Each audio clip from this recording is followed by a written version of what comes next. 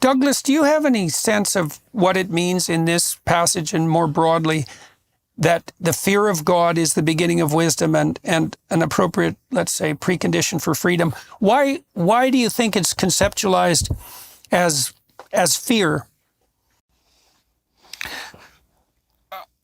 Well, I think there's a proper fear that in this case, I think is linked to transcendence.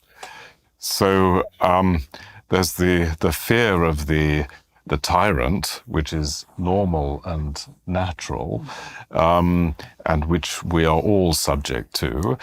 But there should be a greater fear, i.e. the fear of the transcendent violating it. Violating that, right, yes. Right. And of course, this is why the postmodern attack on traditional Western culture is so dangerous. I mean, of course, it goes back to the very origins of Western culture with the sophists, but the idea that there is no such thing as an objective moral order, and there certainly is no transcendent basis for that, that would make this whole narrative unintelligible. It also makes the tyrant the final arbiter in some real sense, right? It becomes justification. You know, people have asked me, and I'm always embarrassed by this, but people have commented on my courage for speaking up, so to speak. And I think you don't actually understand the situation. I'm not courageous in my speaking up. I'm more afraid of the alternative. And part of the reason for that was that when I was a clinician and I spent tens of thousands of hours dealing with people's serious problems, one of the things I learned was, and I really learned this, was that you don't get away with anything.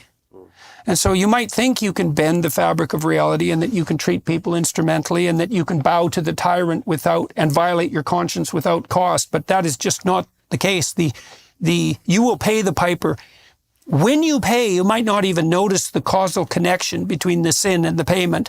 And one of the things you do in psychotherapy is people's lives take a twist and they go very badly wrong. And when you walk back through people's lives with them, you come to these choice points where you meet the devil at the crossroads and you find out that, well, you went left, let's say, and downhill when you should have gone right and uphill, and now you're paying the price for that. And you don't impose that as a therapist.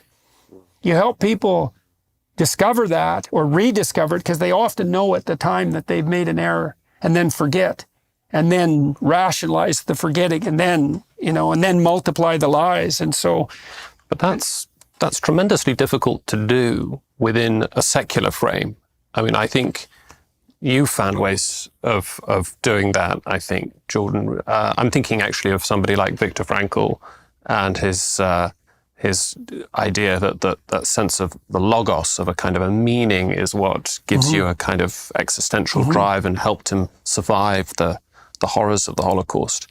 But more typically, it's religion. It's a sort of religious framing that it gives people the power to resist tyranny. Well, that religious framing seems in part, even if you think about it in a secular sense, is that like when maybe you're making a choice to do the instrumental and easy thing, but there's part of you that knows that that's wrong. Not always. Sometimes you just make a mistake because you don't know, but often you know, and yet you pick the easier path, let's say.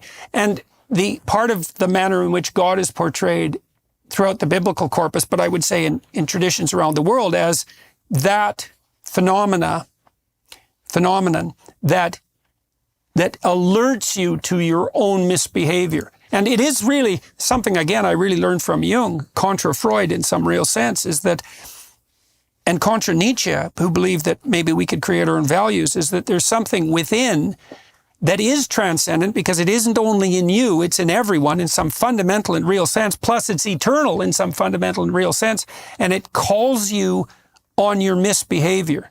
But don't you think our culture is approaching a kind of crisis point? In other words, the postmodernists, everything's constructive, truth is not there, etc., etc. There's no reality except what you make it.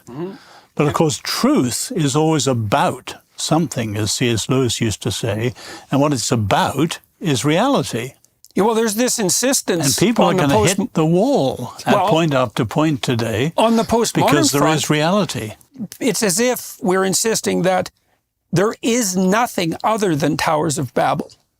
There isn't anything they're being built against or shielding us from. It's just one Tower of Babel after another. And it can be, and I can't help but see a real tyrannical demand for power in that, because one of the things I've often wondered is, well, why are the constructivists, the radical constructivists, so insistent that there's no core human nature when really the evidence that there's a core human nature is pretty damn strong, particularly perhaps if you think biologically.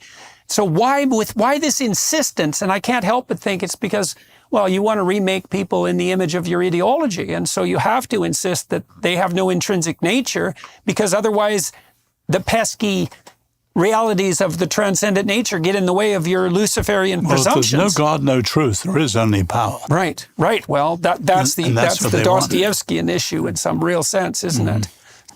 I want to pick up on what you said, Dennis, a little before, and I want to propose that there might be a very important narrative reason why the midwives are Hebrew in this case. And the reason, I think it's a good lesson for us today, which is that the tyrant is empowering women to kill their men. That is what the tyrant is doing. Mm-hmm. And he's doing it in order to feminize the Hebrews. And I think that no wonder you get in trouble all the time. But I think that it's important, and the reason why they won't do it is because they fear God, is because they're able to see beyond the power that the Pharaoh is handing them at this moment. And I think that when we think that couldn't happen, like in a people, it's like, look around you. We're seeing it happen before our very eyes. It's so interesting because it also implies that, well, it's in the best interest of the tyrant to dispense with those figures who might pose a threat to the tyranny. That's right. And those would be tough men. That would be the men. Right, because they're the ones who keep the real tyrants at bay. That's such an intelligent point that it reinforces your reaction to what I said. Maybe the text is purposefully ambiguous about whether or not they were Hebrews or Egyptians. Yeah. And you've swayed me. Well, I've seen that purposeful ambiguity in other texts. So let me just say, I know I identify a bias in me, and I will reveal it. I'm very, I hope, self-aware. Good. So the first learning episode has actually occurred. Yeah, exactly. Great. The Torah goes out of its way. This is one of the fundamental beliefs of my life, to portray non-Jews positively and Jews negatively. It's one of the reasons I believe it's a divine author. If Jews had made up the Torah, they would have come across much more positively. They come across as awful, as a general rule. And non-Jews from... So it's anti-propaganda. Anti-propaganda, certainly. Noah is a non-Jew. Of course, there were no Jews at that time. But Moses' father-in-law, who is the great advisor to Moses, is a Midianite priest. The daughter of Pharaoh is a non-Jew. She saves Moses. And it is just a consistent pattern. And I thought that the midwives was part of that pattern.